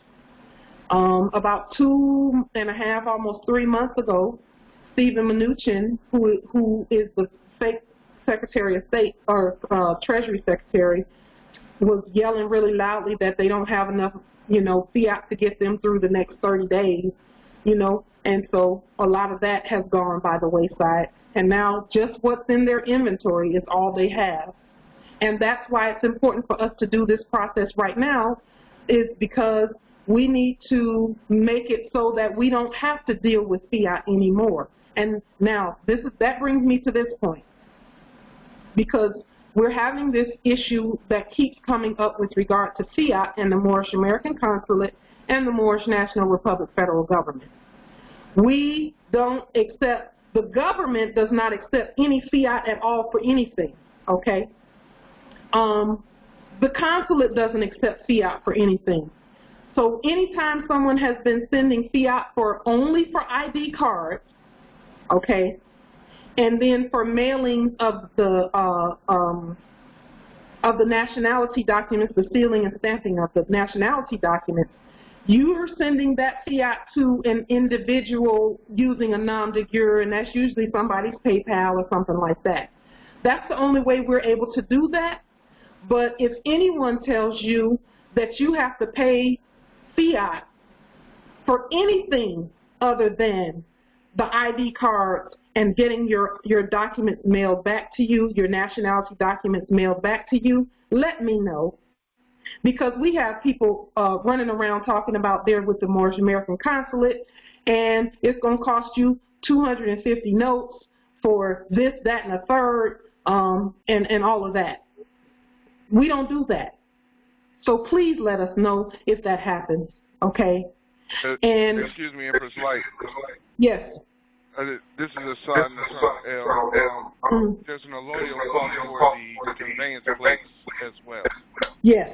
Thank you for that. There are. And that's because of the materials that are involved in getting those together. But as we nationalize, as we continue to nationalize the resources here on our land, those fees are going to go away, okay? We don't know how long that's going to take, but we're working as quickly as we can to nationalize everything so that we don't have to worry about the fiat piece. Right now, the fiat piece is playing still a small role in what we do, but it's a very small role. Anybody that's telling you that you have to pay 50, 60, 90, 100 in fiat for one little ID card or something like that, that's a liar, and they're not with us. Okay, 35 notes for the administrative process to get the nationality paperwork. Islam, Judge Demetrius, for that, and then 35 for the cards, and I think it's 35 for the plates. And that's only because of the materials that it takes for us to send that stuff to you. Other than that, you know, there's not going to be any fees or anything. We've made it this long without, you know, burdening the Moors with that stuff, and we're going to continue in that way of not burdening the Moors because the Prophet told us not to do that. Do not burden my Moors. That's what he said, and that's what we're going to do. Now, that brings me to another point. Many of you do ask us to do a lot of different things, and we don't mind doing it. We stepped up for this. We live for this. This is our job. You know, we love it. But at some point, each and every process that you do, you're going to have to grow to the place that you're sovereign enough to do it, whether we're here or whether we're assisting other Moors and can't get to you. We're always going to be here, always going to be here to assist. But the same things that I'm doing, each and every one of you can do it too. Every last one, and y'all know that already. I'm just affirming what you already know in your spirit. So, you know, we're not going to lean too heavily on anybody. We're going to spread everything out evenly, okay? And everybody's going to pitch in while we walk through this process of freeing ourselves from these colonizers, so that we can have all the resources we need, because everything we need is on our land already. Everybody just needs to step up and do their part, okay, to help and assist one another. And that's really what this is all about. That's why we're not saying we're the only court and everybody has to come through us. No, you all are sovereign. Remedy. Provide yourself with some remedy. The prophet said, I've given you everything you need to save a nation. Now take it and save yourself. So that's why, knowing that you all are just as sovereign as me or any of the other judges of the Moorish American Consulate, you all can do everything that we're doing. And that's why we're here, is to not to do it for you, but for you to do it, so that your talents and your gifts can come out. And you can be working in your sovereignty and doing what you need to do where sovereignty is concerned. Okay? So, you know, again, that's where we are with that. Just wanting to make sure that we keep that fiat energy to a minimum, because we all know that the nations of the earth have been subdued by that fiat energy, and we don't want that here. We want to keep the energy where we're unified, because if it's one thing people get into it about, is fiat all the time. Every time people who love one another, every time people that you thought were close get into it, it's always about fiat. Fiat energy ruins everything, if you ask me. And so we don't need that here. Okay? So again, it's, you know, everybody stepping up and governing their own vast estate, because what's going to happen from here is that as we step into our nobility, those liens that are 100 million and so on and so forth, you're going to be managing your own, the things that you've done. You're going to be managing your own estate. No one's going to come in and say, well, I'm going to give you an allowance of $1 million a week from your estate. No, you got to manage that yourself. And so doing things like this is getting everyone aligned so that they can manage their own estate, and so that when you're violated, you can provide your own remedy right there. You don't even have to pick up the phone and wait 6 months for somebody to assist you. You can do it yourself because you're sovereign. Okay, and so that is what all of this is about. Okay, let me see. A vizier autograph is needed on the property repossession statement to the alleged sheriff in Michigan. Suggestions. You can sign it. You can sign your own things. And if you don't have any, if you don't know of any Moors in your territory that can sign it, partner with some Moors in the Moorish American Consulate rooms on Facebook and social media, and so on and so forth. Find some Moors to partner with so that you can send them your documents and they can send you theirs, and you all can sign each other's things. And then when you're out in your territories, talk to people about Moorish science. When those people at the grocery store say, "Oh, ma'am, can I help you?" I'm not a ma'am. Actually, I'm a Moorish American national, and probably so are you. If you were born at America and your mother and your grandmother were born at America, you're a Moorish American national too. So no one should be calling you a ma'am either, because that's British. We're Americans, and that's how things get started. That's a good question. The question came up in the chat: will the colonizer's family be deported with them? Yes, and let me prove that by the document. The document, let me see, did we put that there where it says, oh, yes. So in the lien that is used to default them, the lien says heirs, principals, agents, assigns, etc. So the lien is going to pull everybody in anyway. So then when we sentence them to a sentence, when they receive their judgment, it's going to then go back to that lien, because the lien is part of all of that, and they're going to look and say, oh, look, it says heirs, assigns, and everybody, so their family is going to have to go with them if they're not Moorish American nationals. And that's why it's important for all of us to come out of that corporate piece too, and put that termination of corporate contracts on the public record, because we don't want to get caught up in this mess with them trying to be a citizen. There's no such thing as a sovereign citizen. Either you're sovereign or you're corporate. There's no in between. Okay? Right. Islam. Islam. And here I see that you all are connecting basically here.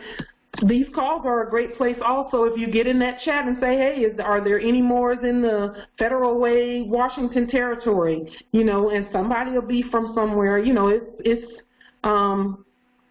and then someone said I need to get specific details with liens and writs of discovery. There are many, many videos out there. If you go to YouTube and search like Tajiri Bey, you'll find the lien video. The lien video has about almost 40,000 views on it, and that was before, you know, YouTube started cutting all the views down so it would make it look like not that many people look at what we do. And then there's also Moorish American Consulate NE, Sharon Tracy Gale Bay. You can put her name in YouTube, and she's got many, many, many, many videos there as well about the lien process as well. And also Judge Demetrius Barker Bay, he has some videos on the lien process. So I'm going to I'll be doing another lien class sometime soon because we're honing in on any little thing that we can find to tweak and make it better. Overall, the process stays the same, but there are some, you know, minor changes. And I noticed when the liens are coming through, I'm noticing that some people are still using the word uniform instead of universal commercial code. You know, it's things like that. We want to make sure that everybody's speaking the same language on the lien process. And so far, so good. The liens are really, they have really done the job. That's why the Service Corporation had to go to that repo market situation, because we leaned the Federal Reserve and we leaned all the banks and we leaned the Treasury and we leaned the United States Corporation Company, so we cut off all of their ability to keep transferring those Federal Reserve notes around. Islam. Okay? I want some information that's very important. Have you checked the UCC lately? There supposedly be out a new UCC with these Albions, where if they felt that they were wrongfully liened, they can stop it with this UCC. Are you aware of that one? I haven't heard that, but they can't stop anything that we do. You actually have to be in your proper status to do that. If they're colonizing. No, that's a code and a statute, and that's meant to deter the Moors. But if you're not in your proper status and you're not a subject on this land, yep, you get lien. And not only do you get lien, but the provost marshal will be picking your behind up. So I just you want know, to make everybody aware of that. No, you know what? I had not heard that, but I'm glad to hear it. You know why? Because for the longest they tried to act like our liens wasn't doing nothing. Right. When we knew they could.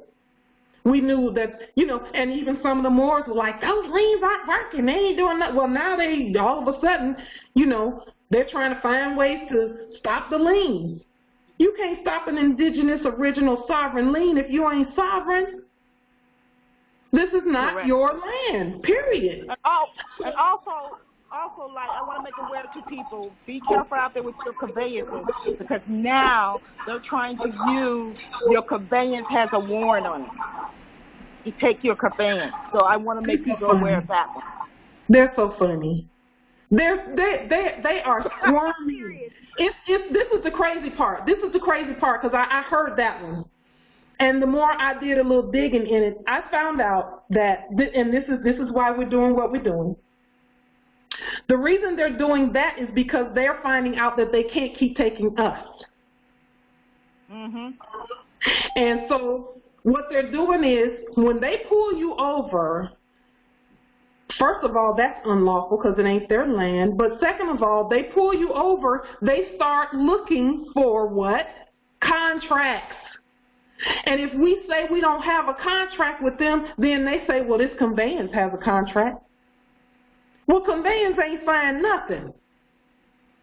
What they're looking at, like, and I want to tell everybody this, they're looking at your MSO.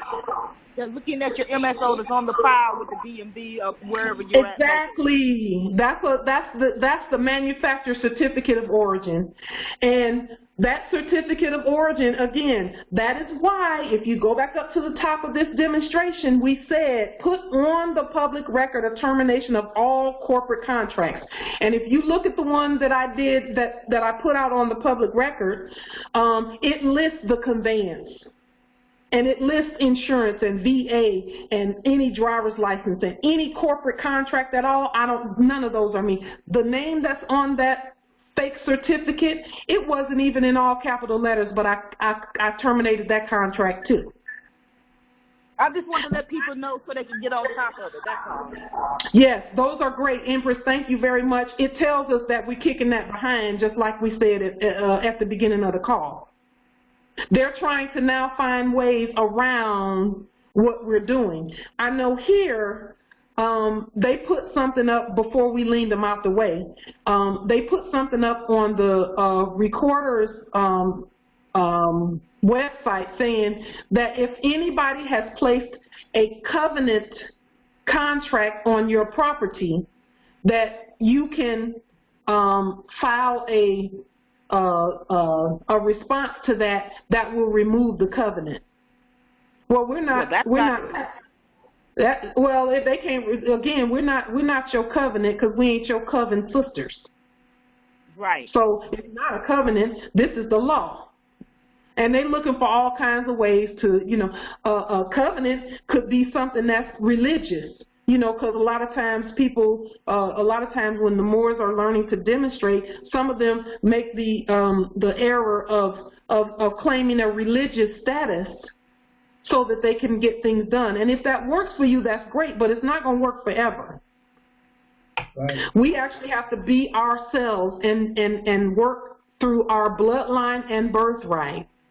Okay, and that's not about a religion, that's about nationality, again, because, again, nationality is the order of the day.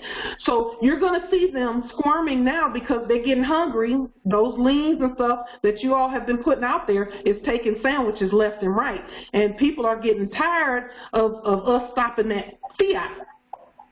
But we're not going to stop taking it because they won't stop doing what they're doing.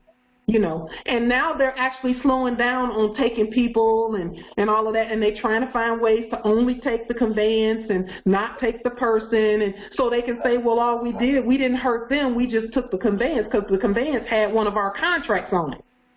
And again, those driver's license and insurance policies, did you know that the serial number on a conveyance, every single number is a different contract? I was aware of that. Every single digit and alphanumeric is a different contract. It tells them where certain parts came from and were made. It tells them what factory it came from, when it came from the factory, which dealership it was delivered to, what territory it was delivered to, when it was delivered. If there are any recalls on it, it tells them how many other contracts are on it. I mean, that's why those serial numbers are so long, those numbers. So, again, I even, on my termination contract, I put the VIN number on there and said I don't have no contract with that either. That's not me. That's not mine. This conveyance is not that. It's not any of your contracts.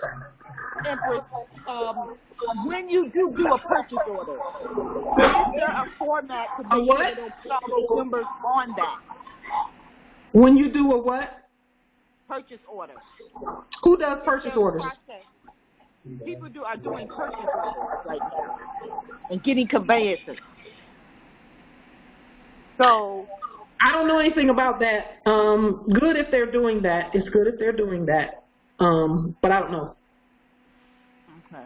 I don't know about purchase orders because purchase is not a term we use because we're not purchasing anything. Everything's prepaid. Order means we're requesting something. It's not a command. So that's not something that. You know know what, though? You got to go back and look at Sharon's video because she mentions that. She said purchase orders is the highest and best thing. I didn't hear that from her. So, you know, that's something. Well, that would be something that we would have to go back to because that's not really, those are not our terms. And, you know, none of us are perfect with the terminology. We're learning it, so she may have said that, but, you know, as much teaching as she does, she's due for, you know, here and there a word that may or may not be perfect in, you know, in its jurisdictional execution. But anyway, I just want to make sure everybody is safe in doing these processes. That's my main concern. And nobody's going to be going to jail behind them. That's all I'm trying to you know, that's valid, and we appreciate that because guess what? People are going to jail anyway if they don't do the processes. That's why we're here. Because a lot of us was threatened with that mess and didn't know who we were. So well, there's a lot of us still in it with that mess. That's the whole problem. It's our own people that's infiltrating the system and giving you wrong processes to other people that's new coming in. And if they're not conscious and really know what to do, they take that process and they run with it, but end up getting in trouble behind it. So they can't run with no process. Don't run with the process. Study. A lot of people do. A lot of people do. But just for the protection of our nation, what I'm saying is that if there is a solid process that actually works and nobody's had any problem with it, then they need to, you know, relay that information. But if you have had a problem with a process, then you don't need to be putting it out because it's putting other people in harm's way, and that's not right. They're in harm's way if they don't do their national processes. They're in more harm's way if they don't do it than if they do it and it's not perfect. Those people were trying to take everything, and they were going to do it as of October 1st of this year if we hadn't stood up and put that gold standard out there. So we were all in danger. And they wasn't talking about kicking doors in. They was talking about getting rid of folks. En masse. I know about that. Well, let me finish. They were going to, let me tell you what they were going to do. So, because we always talking about, you know, how dangerous things are. We are in danger if we don't do this. Because they had planned on regrouping and doing the military thing and having the military come and just get rid of the heirs because the heirs won't stand up. That's why they weren't even concerned about missing that payment on October 1st because they thought we weren't going to wake up in time. But we did. So when you talk about danger, you know, I hear people talk about it, and to me, I'm thinking to myself, the danger is right out there in black and white, wearing uniforms, and we call them when something goes on. You calling the murderer saying, hey, come and murder me. Really? We got to do this. You know, so we're not going to withhold processes just because it may not be perfect. We're going to put it out there because we know that the ancestors are not going to let a single one of us be lost when we're actually sincerely doing this work. They promised that they wouldn't, and we haven't lost anybody yet. There was 2 issues that came up, and when you look back at those issues, they bear looking at. But of all the Moors that have been demonstrating, the losses have been minimal. They're monumental, even if it's just one, it's monumental. So don't take that for invalidating that, because it's very important. However, if we don't do this, we're finished. And we're not about to be finished around here with all this energy going on with us. You know, we're not gonna be scared. We're not gonna move in fear. We're gonna continue to move boldly. We're gonna put the processes out here, and the Moors will study them. Okay, the Moors will demonstrate at the level of their overstanding, because that's what we tell everybody. We're gonna continue to hammer that home. Okay, don't listen to anybody. Don't believe a word I say. Do your study so that you will know that you can stand on what we say. But you're not standing on what we say. You're standing on your own nationality and your own understanding of the processes. Okay? And we need to stand on law. That's the most important thing, the law and the treaty. Absolutely. And who's the law? We are. Thank you. You got the right answer. That's it. So we are at our 2-hour mark here. It was a 2-hour meeting. We're about 8 minutes over. Are there any other questions aside from Khalifa Java Bey? Yes, it's Brother Phoenix here. I have a question. Brother Phoenix here. With regard to the county, so because we did that dollarium at the 666 trillion, that's for everything that is on our land. Is that correct? Okay. That is correct. So it really isn't necessary for me to do another lien on a county that I haven't liened already. Or it doesn't really hurt if I did one on a county that I haven't liened already. Or is it not necessary? Can I basically just use that to say we already own the county? And I'm thinking it through as I'm speaking. But go ahead. I'm sorry. I just want to get your thoughts in that regard. So, because I'm thinking of another county that's right here in Khalifa territory, I'd like to go ahead and lien them up. I had planned to do it anyway. I just didn't get around to it. But in view of that, I'm thinking go ahead and lien them anyway and put them out of business, make it a default, and change the county name. Because now it's nationalized, now it's under our jurisdiction, and this is what you're going to do. You're going to stop this, you're going to stop that, you're going to release this, you're going to release those, all those heirs, et cetera, et cetera. So that's really kind of where I'm thinking. You basically answered your own question. I'll answer it. I'll affirm what you knew in your spirit and vocalized here. For example, we lien the U.S. Service Corporation. That encompasses all of the corporations under them. However, it is important for the Moors to continue to lien these corporations. Why? Because number one, we need to know the lien process so that it's never hidden again. Our heirs need to know the lien process. Okay, so we need to continue to do the lien process because all Moors need to know how to govern their own vast estates. All Moors need to know that. Okay, and also we have to teach other Moors that are not awake right now. There are a lot of Moors that are not awake who've been violated by these corporations. They need to know how to lien too. And you all need to get into the habit of giving the law, of dictating the law to the people that are in your territories, because no one person can do this whole land. Everybody has to be all hands on deck with the lien so that you're giving out commands and so that they get accustomed to hearing from you in your territory. You all are self-governing in your territory, okay? We're speaking with the same language, but you all are self-governing in your territory. So they have to get used to hearing from you by affidavit that they have to follow your commands, and they need to know who the new government is. And it's not even a new government. We're ancient. So, yes, lien them again. Lien the ones who haven't been liened because they need to hear from you and they need to know where the pay is coming from, where the food is coming from, where the resources are coming from, and so on and so forth. Now, having said that, did that answer your question? Yes, but there's one other aspect about it. Even if I lien them, is it necessary, like what you did with the corporation, to issue a sovereign, gold standard, document for the administration part of the county? Because what I'm not clear on is the 666 trillion.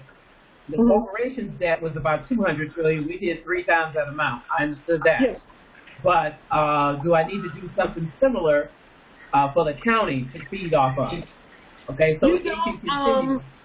Okay, so you don't need to issue a dollarium for that because the 666 covered it. However, I did issue sovereign credit instruments for this area, for this territory over here, because I am doing some demonstrations, and then once I see the fruits of those demonstrations,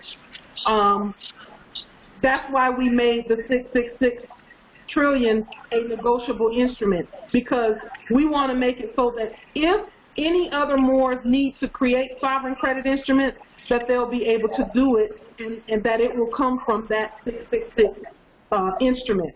But as it stands right now, no one needs to create sovereign credit instruments until we enforce the first one. And the purpose of this is when we all enforce that first one, when we each start issuing sovereign credit instruments, no one can say they don't know what they mean. Okay. So it's really a protective measure so that, you know, they get used to seeing sovereign credit instruments. And then once they get accustomed to seeing that, oh, those are the Moors, they're the ones, they're the trillionaires, they've issued, you know, they're paying for everything, so just give them what they want and send them on their way. That's where we're getting them to now. Yeah, and the reason, of course, that I asked that also had to do with the fact that the lien itself, when we first discussed those liens, those were to be put into our private allodial trust, okay? Yeah. And they were to monetize your allodial trust. All right, yes. That was going to be the funding and credit and so forth. So that's why I'm asking that question ultimately, is because my allodial trust is what I'm supposed to operate out of. And if we have that credit instrument issued, all right, based on the liens that I've issued, you know, I have more than enough with what I've already done to take care of, you know, the next 100 generations, okay? Yeah, the most of us have that. Most of us have done enough to cover the next 1,000 years of generation on generation. What we're doing now is breaking the ice on the spells that have been cast on both us and them with regard to who we are. And to break the ice, we have to work together as a unit.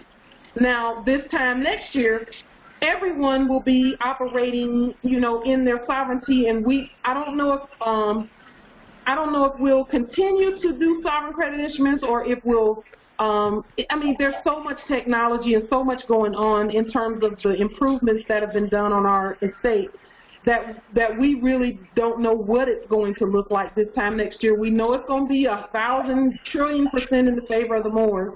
It's just a matter of whether we want to nationalize. Well, we just nationalized Bitcoin.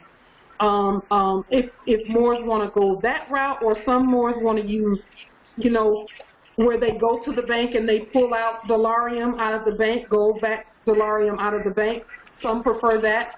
Some prefer internet access to their bank, you know, to their savings and trust accounts, et cetera, et cetera. So right now, all of that is forming. While we're waiting for all of that to form, and when we choose to do what we're doing, we first want to, again, break the spells with regard to who we are and what resources are ours. Anytime you send a document that's 666 trillion and no one is saying, oh, that's a fake document, you know, or the FBI is coming to arrest her because that's a fake document. It's not a fake document. It's got the signatures of the Moors behind it. So let's continue to break that spell, use the document that way, because that's going to cover the basic foundation of everything else that we're building on. Okay? That one document has taken care of everything, and the amount was determined because they were saying that the fiat debt of all of the nations of the earth, to answer your question, Empress Jasmine, yes, it does cover the UK, corporate UK, because they're actually the same as the U.S. Service Corporation. They're one and the same. They're no different. The International Monetary Fund, Bank of International, they're all the same. So the 666, how we came to that amount is they were saying that the debt of all of the corporations together was $222 trillion. Like, you know, they were like, oh, we can never pay that. We can never afford to pay that. That's what the Bank of International Settlements and the International Monetary Fund and the Vatican and the Queen Corporation and the Service Corporation, they all said, we can't pay it. So the Moors said, okay, we'll triple it and we'll pay, you know, in gold and silver, but y'all got to get out of here. That's right. That's right. That's the purpose of the document. So now we're enforcing that document. What we're doing here at West is we're sending that document to all CEOs, telling them you're not a CEO, you're actually an administrative clerk. And we've liened your corporation out of business, so they're no longer valid, they're in debt. And all of the resources that you use, all the computers, all of the accounts, everything that you've done is now the property of the Moors, and it's been the property. It never was not our property. But now we're telling you we know it, and we've already made it safe. And you're going to use it the way we say. And that's the purpose of, again, the lien process and then the instructors process is to tell them, if you read the instructuses that have gone out that are posted on our website, it tells you that the Moors have top priority in everything. Everything. All Moors have top priority. When they come into that establishment, that's theirs. They're not to be waiting in line. They, you know, and so we're, you know, there's a bunch of things that come with us being top priority. But again, Moors, we have to give that a chance to saturate in real good before we, you know, start jumping the line. And we're not going to have to jump the line. They're going to show us to the front of the line. Okay? As soon as we come in and show our ID, and that's the place we want to get to, is getting them to do it so that we don't have to get all upset and irate about anything. We're training them. So again, when we continue to operate in the numbers that we're operating in now, and everybody's saying the same thing, and everybody's saying, you see that 666 trillion? That's us. We did that. We've already paid for everything. So, and it's really amazing because as soon as that was done, and as soon as that was done, the ancestors gave us the proper prepaid process so that now we don't have to pay postage. And again, there's an energy issue here with everything that we do. The ancestors will give us the correct processes when we demonstrate competently. It took a while, but now that we're demonstrating competently and we're showing that we're the heirs, and that instead of us looking for something from them, because see, a lot of us were looking at the Treasury saying the Treasury should be, you know, giving us this and that and this and that. The Treasury doesn't have anything. They were eating off of us. So all we did was say, okay, fake Treasury, we'll just lien you out of business. We got our own Treasury. Here's 666 trillion, and just one lien covers 666 trillion. The lien that was done for the Service Corporation is worth way more than that. The one for Microsoft, way more than that. Islam Empress Tanji said that in the chat, she said the treaty hadn't had anything in it since 1922, and it probably ain't had nothing before then either. But yeah, they've been broke the whole time. They've been enjoining themselves to us the whole time so that they can get a sandwich. Okay, so again, let's continue to enforce the 666 trillion. Send it with every demonstration that you send out. Send at least that sovereign credit instrument. Send it. Because they know about it already. Because again, remember, we've been paying for everything the whole time, even in our sleep. That's how much we're worth. Even as sleepy Moors sleep, we were still paying for everything and did not know it. Let me ask you a question. Are you talking about only so many pages of it? Because, you know, that's a big document. It is. Just use your best discretion. However you choose to do it, you're sovereign. All right. I think that's it for tonight. We're going to conclude here. There is a class tomorrow on how to use the sovereign credit instrument and what to use it for, and then I'll show you some ways that it has worked around here, and where we're going from here. Okay. Islam, like, I'm sorry. Islam. Islam. Peace and love, everybody. One quick question. Okay, question. Do you have a limit I can hear this recording again? Yes, it is being audio recorded. I don't believe it's being video recorded, but it's being audio recorded. Yeah, audio recorded. Could I listen to this again? Okay, what's your appellation? My appellation is Wilton Turk Bay. Wilton Isaiah Turk Bay. Okay. Mississippi Territory. I'll post the link on Facebook also, like I did the last one. Okay. Okay. All right, Islam. Islam, peace and love, and I'll see you all. Peace and love for you too, Light. And we'll talk about the $666 trillion instrument.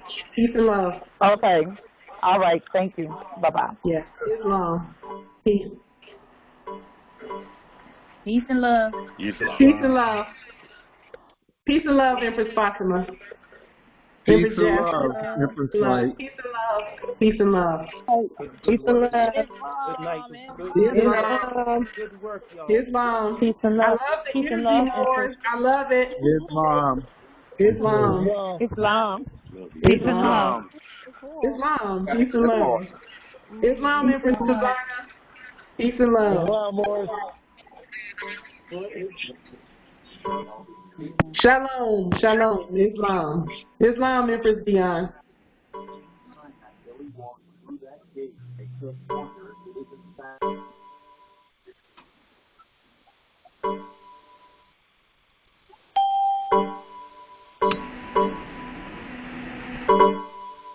Islam, Empress Amara. I'm trying to be like you. Islam.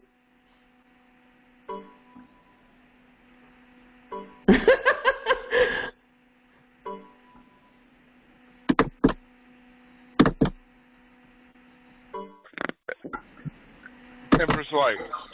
Yes, Islam. Islam. We'll be having another meeting tomorrow, right? Yes. There's another class, same time, same place. Okay, gotcha. Yeah. Islam. Good night. Islam, peace and love.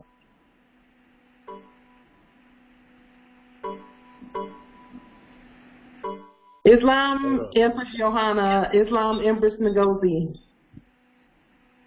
Islam.